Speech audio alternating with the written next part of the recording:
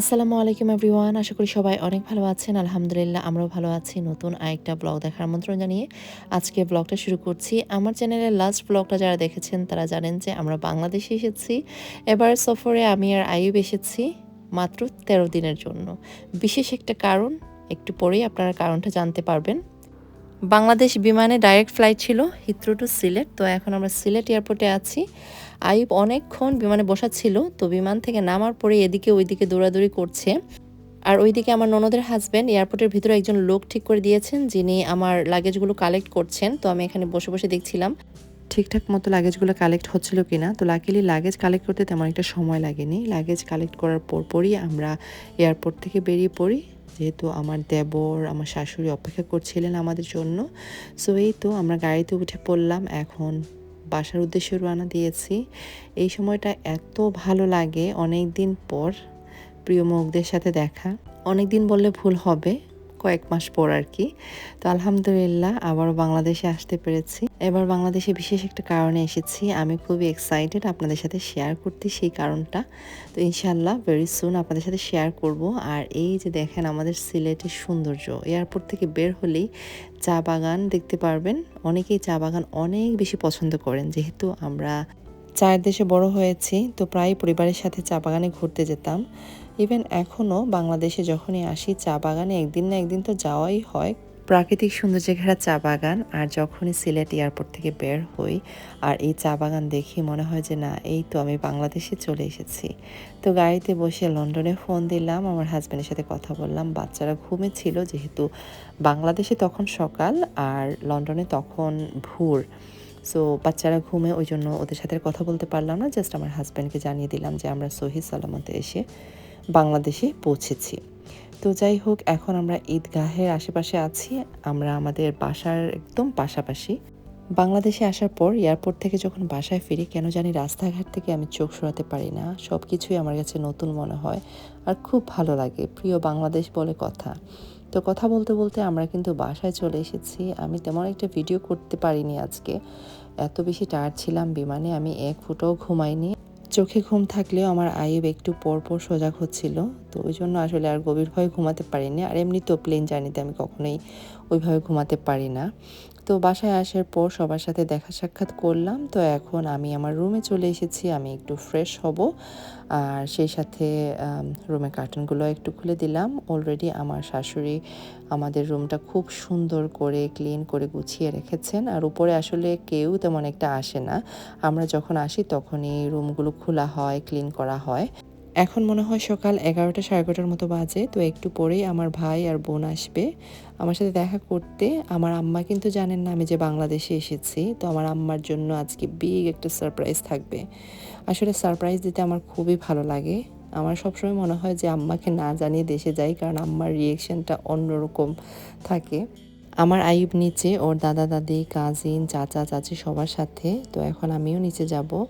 তো এদিকে আপনাদেরকে একটু দেখিয়ে দিই আমাদের উপরটা। মানে এখানে সাধারণত আমরা যখন লন্ডন থেকে আসি তখন থাকা হয়, আদারওয়াইজ এই ফ্লোরটা ইউজ করা হয় না। এখনও টুকটাক অনেক কাজ বাকি আছে। তো আমি যে জায়গাটা একটু আগে দেখিয়েছি ওই জায়গায় সুন্দর করে পেইন্ট করা হবে, সোফা অ্যারেঞ্জ করা হবে, টিভি সেট করা হবে, সেই সাথে সিঁড়িটাকে সুন্দর করে পেইন্ট করা হবে। আর এখানে দুইটা রুম আছে, একটা হচ্ছে আমার জায়ের রুম আর একটা হচ্ছে মেলিসা আর আমার জায়ের মেয়েদের রুম। এর পাশেই হচ্ছে আমাদের রুম। আর এখানে ছোট্ট একটা পড়ার টেবিল আছে। আর এটা হচ্ছে আমার ওয়াফিক ওয়াহিবের রুম। ওদের রুমটাও সুন্দর করে সেট করব, যেহেতু আমাদের আসলে থাকা হয় না। আর যখনই আমরা বাংলাদেশে আসি এত দ্রুত সময় যায়, বাচ্চাদেরকে সেটেল করতে করতে যাওয়ার সময় হয়ে যায়, যেহেতু সময় একদম কম নিয়ে আসি। আর বাংলাদেশে আসার পর তো দাওয়াত আর দাওয়াত, তো সব কিছু মিলে আসলে ওইভাবে সময়ই করতে পারি না যে সুন্দর করে সব কিছু অ্যারেঞ্জ করব। কিন্তু আমরা এবার ঠিক করেছি ইনশাল্লাহ নেক্সট টাইম যখন আমরা বাংলাদেশে আসব সপরিবারে, তখন মোটামুটি সব কিছু সুন্দরভাবে অ্যারেঞ্জ করব। তো যাই হোক, এখন নিচে যাই, দেখি আমার আইয়ুব সোনা পাখি কী করে। তো এদিকে এসে দেখি যে আমার আইয়ুব ফুটবল খেলছে ওর কাজিনদের সাথে। মাশাল্লাহ, আমার ছেলেটা সুন্দরভাবে সবার সাথে মিশে যায়। প্রথমে ও একটু শায় ফিল করে, এরপর আস্তে আস্তে মিশে। কিন্তু বাচ্চাদের সাথে মিশতে ওর সময় লাগে না, খুব দ্রুত মিশে যায়। বড়দের সাথে মিশতে ওর একটু সময় লাগে। সময় বলতে ও একটু লজ্জা পায়, ও খুবই শায় ফিল করে আর কি।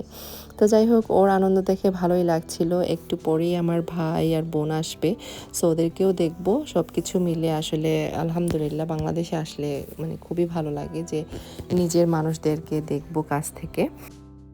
আমার এই 2 ভাই বোন ছাড়া আমাদের বাড়ির আর কেউ জানে না যে আমি বাংলাদেশে এসেছি। হঠাৎ প্ল্যান করে বিশেষ কারণে যেহেতু এসেছি, অনেক কাজ আমার বাকি। খাওয়া দাওয়া করার পর বিকেলের দিকে মৌলভীবাজার চলে যাব, অ্যান্ড দেন আমাদের ওই বিশেষ কাজগুলো শেষ করে ইনশাল্লাহ আবার সিলেটে ব্যাক করব। তো এদিকে আমার শাশুড়িও আসলেন, আমরা একসঙ্গে বসে গল্প সল্প করলাম। আর এদিকে আমার যা নাস্তা রেডি করেছে। জার্নি করে আসার পর আসলে কোনো কিছুই খেতে মন চায় না, তারপরও খেতে হয়। তো আইয়ুবকে একটু ট্রাই করছিলাম ও যদি কোনো কিছু খায় আর কি, কিন্তু না, ও আসলে কোনো কিছুই খাবে না।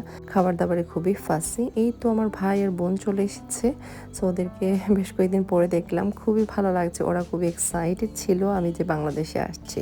তো আমার ভাইয়ের সাথে আইয়ুব আবার খুব সুন্দর মিশে যায়, ও খুব পছন্দ করে ওর মামাকে। তো মামার কোলেও ঘুমাচ্ছে। তো খাওয়া দাওয়া শেষে বিকেলের দিকে আমরা সিলেট থেকে মৌলভীবাজারের দিকে রওনা দিচ্ছি, কারণ হাতে একদম সময় নেই। মাত্র 13 দিনের জন্য আমি বাংলাদেশে এসেছি, আর বাংলাদেশে আসছি বিশেষ একটা কারণে। আর এই বিশেষ কারণটা সুন্দরভাবে যাতে হয় সেই জন্য আমার মৌলভীবাজারে আজকেই ব্যাক করতে হবে। টুকটাক অনেক কাজ আমার বাকি আছে, তো আমি চাচ্ছিলাম সব কিছু যাতে প্ল্যান মোতাবেক হয়।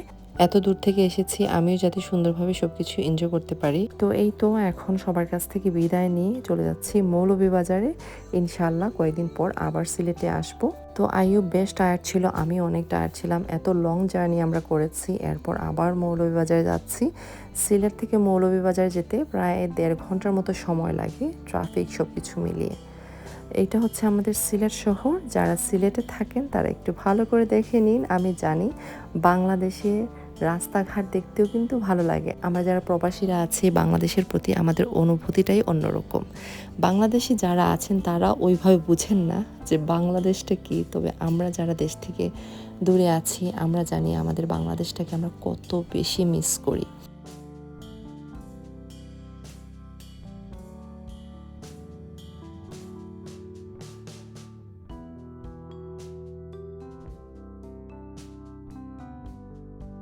তো আমার আইয়ুব আবারও ঘুমিয়ে পড়েছে ওর মামার কোলে, ও বেশ টায়ার্ড ছিল। তো এখন আমরা কিন্তু সুরমা নদীর উপর দিয়ে যাচ্ছি। যারা এই এরিয়াতে থাকেন তাদের জন্য আমি একটু রেকর্ড করলাম।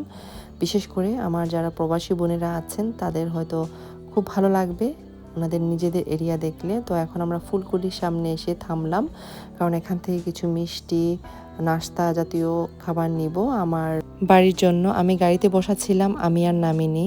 নামলে হয়তো এই সুন্দর দৃশ্যটা আমি দেখতে পারতাম না। আমি জাস্ট দেখে একটু ইমোশনালও হয়ে গেছি যে ভাইয়ের কত মায়া আদর। এই ছোট্ট শিশুটা কি সুন্দর ওর ছোট্ট ভাইকে আগলে রেখেছে। মানে বিশ্বাস করবেন কিনা জানি না, আমি এই দৃশ্যটা দেখার পর এত বেশি ইমোশনাল হয়ে গিয়েছিলাম।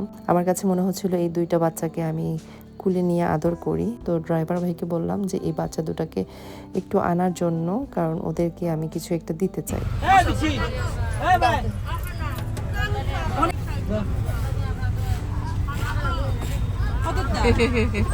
So cute, mashallah, mashallah, mashallah, Allahumma barik. So cute, bacha. Oh, masuk baca.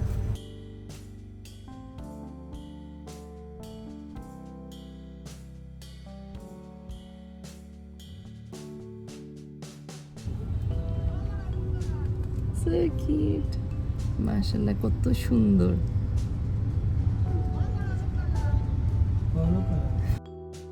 মিষ্টি স্ন্যাক্স এগুলো কেনার পর বাড়ির উদ্দেশ্যে রওনা দিলাম। কোনোভাবেই চাচ্ছিলাম না সন্ধ্যা হয়ে যাক, যেহেতু আমরা বিকেলের দিকে রওনা দিয়েছি। চাচ্ছিলাম সন্ধ্যার আগেই যাতে আমরা আমাদের বাড়িতে গিয়ে পৌঁছাই।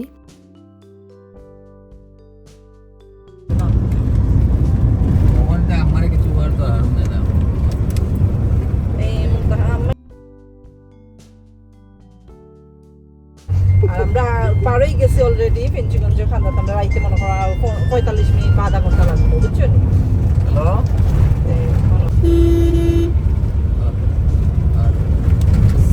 এখন আমরা ফেঞ্চিগঞ্জ সেতু টোল প্লাজাতে আছি।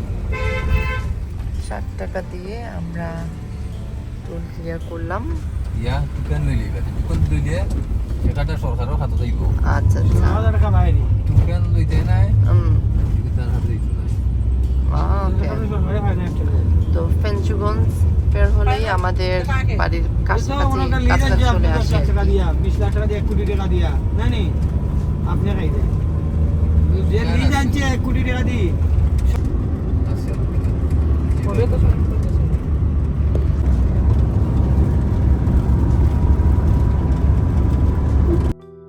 মাশাল্লাহ আমার আইব আজকে একটু পরপর ঘুমাচ্ছে, ও একটু পরপর সজাগ হচ্ছে আবার ঘুমিয়ে পড়ছে, আর গাড়িতে উঠলেও এমনিতেও ঘুমায়। তো এই তো আমরা আমাদের বিউটিফুল গ্রামে চলে এসেছি। আমাদের গ্রামটা অনেক বেশি সুন্দর, আর আপনারা জানেন আমি গ্রাম কত বেশি পছন্দ করি। তো আমি যে বিশেষ কারণে এসেছি সেই বিশেষ কারণটাই এখন পর্যন্ত বলা হলো না। আমি গত ব্লগে বলেছি, আজকে ব্লগে আপনাদেরকে বলবো যে বিশেষ কারণটা কি।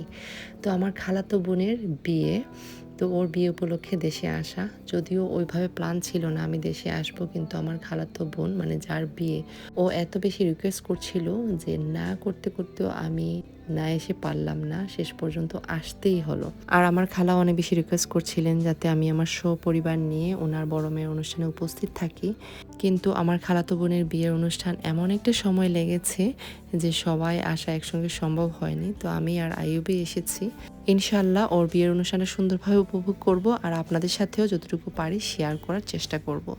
কথা বলতে বলতে এরই মধ্যে আমরা বাড়িতে চলে এসেছি। তো এখন আমি গাড়ি থেকে নামলাম, আমার বুকটা কিন্তু ধড়ফড় করছিল, কারণ যখনই আম্মাকে আমি সারপ্রাইজ দেই আমার অন্যরকম একটা ফিল হয়।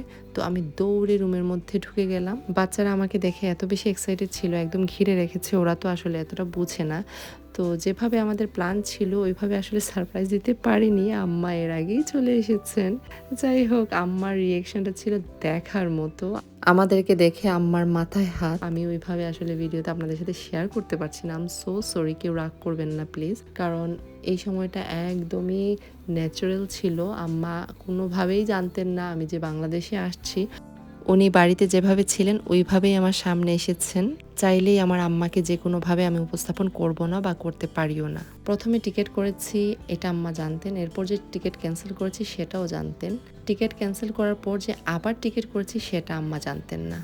আম্মাকে যখন বলা হলো আমি টিকিট ক্যান্সেল করে ফেলেছি, বাংলাদেশে আসছি না, এটা শোনার পর আমার আম্মা অনেক কষ্ট পেয়েছেন, সেই সাথে আমার ভাই বোনরাও। ওরা বলল যে আমি না আসলে বিয়েতে কোনো মজাই হবে না, সেই সাথে আমার খালাতো বোন সবাই। তো আসলে সবার মন খারাপ, সবার এই অবস্থা শুনে আমি আবার ডিসাইড করলাম যে না যাই, কারণ বিয়ে শাদী তো সবসময় হয় না, আর এই বিশেষ দিনগুলোতে তো উপস্থিত থাকা যায়ও না। তো ভাবলাম অল্প দিনের জন্য হলেও বিয়েতে উপস্থিত থাকি। সবাই সবাইকে দেখে অনেক বেশি খুশি, যেহেতু আমি এসেছি আমাদের বাড়ির পরিবেশটা একদম বিয়ে বাড়ির মতো হয়ে গেছে। তো আমার আইয়ুব তো মাশাল্লাহ সবার সাথে মিশে গেছে, ও বাচ্চাদেরকে খুব পছন্দ করে, আর ও কাজিনদেরকেও অনেক বেশি লাইক করে। কয়েকদিন আগে বাংলাদেশে এসেছি, ওর এখনো মনে আছে সবার কথা। আর এখানে বসে আমি আমার ভাই বোন আম্মা সবার সাথে গল্প সল্প করব। তো আমার ছোট ভাই এখনো আসেনি বাসায়, উনি যখন দেখবেন আমাকে তখন একদমই অবাক হবেন, কারণ উনিও জানেন না আমি যে বাংলাদেশে আসছি। ওনাকে আমি দেখে এসেছি যে উনি ফুটবল খেলছেন মাঠে। তো আসার পরপরই আমার ভাবিরা নাস্তা টাস্তা রেডি করে দিলেন। এখানে নকশি পিঠা আছে, পাকি পিঠা, তারপর ফ্রুটস, মিষ্টি, এগুলো আসলে খুশির ঠেলায় খাবো কি, মানে কোনো কিছুই খেতে ইচ্ছে করতেছিল না। মনে হচ্ছিল সবার সাথে বসি গল্প করি, এভাবেই সময় কাটে। বাংলাদেশে আসলে এভাবেই আমার সময় কাটে। আর এই যে আমার আইয়ুব আর আমাদের মাইমুনা, সো মাশাআল্লাহ, ওরা কিন্তু অনেক ঝগড়া লাগে, আবার ওদের ভালোবাসারও কমতি নেই। মাইমুনা আমার ছেলেকে হাক দিতে দিতে একদম ফেলেই দিয়েছে। তো ওদের ভালোবাসা দেখলে আসলেই ভালো লাগে মাশাআল্লাহ। ওরা 2 মাসের ছোট বড়, একজন আরেকজনকে কি সুন্দর আদর করছে, আল্লাহুম্মা বারিক। তো এটা দেখে আমরা খুব এনজয় করছি সবাই মিলে। নেক্সট ব্লগ থেকে আপনারা দেখতে পারবেন বাংলাদেশে আসার পর আমি কি কি করছি, টুকটাক যতটুকু পারি আপনাদের সাথে শেয়ার করব। আমি কোনো সময় দেখা যায় সবকিছু শেয়ার করি না বা করতে পারিও না। আমার কাছে মনে হয় সবকিছু শেয়ার করার প্রয়োজনও নেই, যতটুকু পারবো শেয়ার করব ইনশাআল্লাহ। বিয়েতে এসেছি, টুকটাক অনেক শপিংয়ে তো থাকবে, তবে লন্ডন থেকে আমি অনেক শপিং করে নিয়ে এসেছি। পাকিস্তান থেকে অর্ডার করেছিলাম আনরেডি লেহেঙ্গা, যেটা আমি বাংলাদেশে এসে বানাবো। আসলে ভুল করেছি, আমি যদি পাকিস্তান থেকে বানিয়ে নিয়ে আসতাম তাইলে মনে হয় আরও বেটার ছিল। লেহেঙ্গাটা এত বেশি সুন্দর। তো আমার বোনকে বলছিলাম যে টেইলার্স হুবহু মানে যেভাবে ক্যাটালগে দেওয়া আছে ওইভাবে বানাতে পারবে কিনা।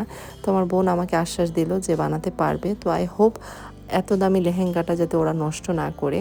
তো লেহেঙ্গা বা আরও যে যে ড্রেস সব কিছু বের করে রেখে দিয়েছি, কারণ আগামীকালকেই টেলার্সকে দিতে হবে। সময় মাত্র 5 দিন। শুধু আমার জন্য যে পাকিস্তান থেকে লেহেঙ্গা অর্ডার করেছি তা না, আমার ছোট বোনের জন্য লেহেঙ্গা ড্রেস এগুলো পাকিস্তান থেকে অর্ডার করে নিয়ে এসেছি। তো সব কিছু আমাদেরকে বানাতে দিতে হবে টেলার্সে। তুমি নম্বর গাড়ি বাসাইলাই কোন সময় আমরা কোন আসলাম সময় খেলা আসলাই ও আচ্ছা আচ্ছা গাড়ি দেখছি একটা আর অন্য